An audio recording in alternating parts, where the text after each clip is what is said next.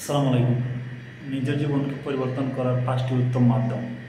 যে 5টি মাধ্যম যদি আপনি ফলো করেন তাহলে আপনি নিজের জীবনকে আরও উত্তমভাবে এবং ভালোভাবে গঠন করতে পারবেন।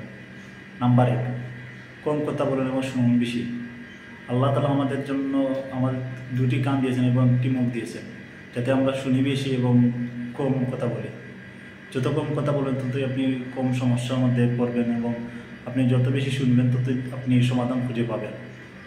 আপনি অন্যর কথা শোনার মাধ্যমে আপনি অন্যর কাছে ভালো হয়ে উঠতে পারবেন, কারণ আমরা সবাই কথা বলতে চাই, শুনতে চাই না। তাই আপনি যখন শুনবেন অন্য কারো, তাহলে আপনি অন্যের কাছে ভালো হয়ে যাবেন, আপনি জীবনে চলাচলের জন্য আরও ভালো হয়ে যাবে। নাম্বার 2, ফলাফলের দিকে না থাকে কাজ করুন বেশি। কাজ করতেই থাকুন।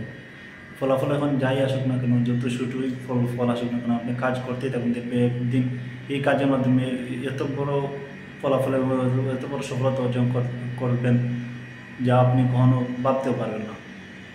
নাম্বার 3, নিজের দোষ দেখুন এবং অন্যের ভালো দিকগুলো দেখুন। আমরা নিজের দোষ কখনো দেখি না, আমরা অন্যের দোষগুলো দেখি এবং নিজের ভালো দিকগুলো দেখি। এটি সম্পূর্ণ বিপরীত হয়ে যায় আমাদের ক্ষেত্রে। তাই নিজের দোষগুলো দেখুন এবং অন্যের ভালো দিকগুলো দেখুন।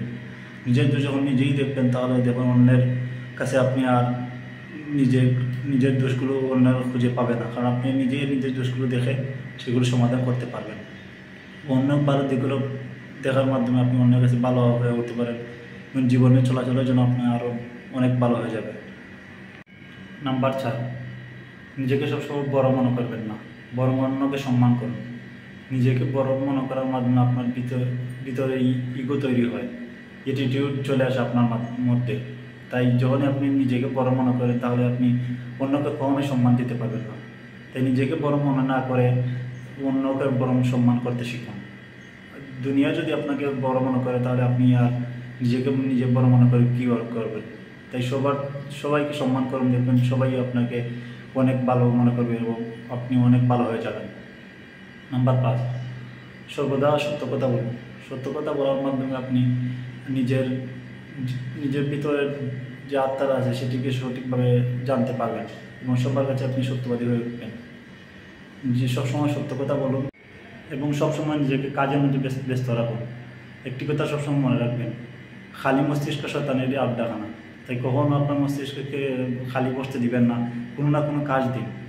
সবসময় একটি না একটি কাজের মধ্যে ব্যস্ত থাকুন, দেখবেন আপনি জীবনে আরও ভালোভাবে উন্নতি করতে পারবেন। তো এই 5টি মাধ্যম ফলো করুন এবং দেখুন আপনার জীবনে অনেক ভালো পরিবর্তন চলে আসছে।